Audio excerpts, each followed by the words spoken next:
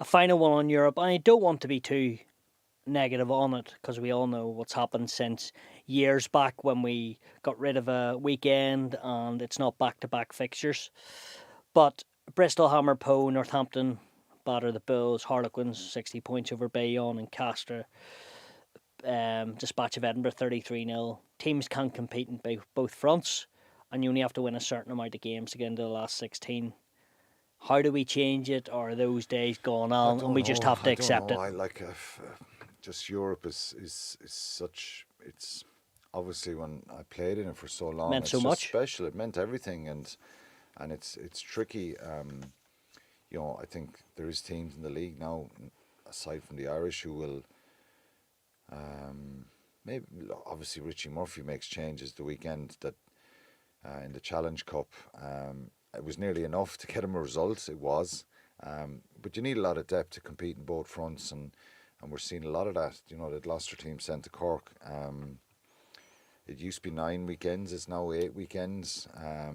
Mightn't be the worst idea to reduce it to 7, and reduce the get rid of the round 16 and just have 8 teams come out of the pools and go straight into a quarter final. Use that as European qualification. The 8 that come out are straight into Europe, and that the other teams within the leagues are scrambling for a couple of positions there to get into Europe because it is difficult for teams to go on both fronts, and there's probably only 4 or 5 teams within the competition who probably can make that 7 or 8 changes scenario and have a lot of quality and on the team all the time. And it's difficult. So, I'm sure, look, it's a talking point and lots of people are disappointed. We're hearing players talking about it now that they'd rather play full-strength teams. Thomas Ramos last week, Jack Conan was talking about it as well. But what does George Skivington do really when he has a number of injuries and he has, fighting to try and win league matches in the next period of time and player welfare and resting players and all that kind of stuff?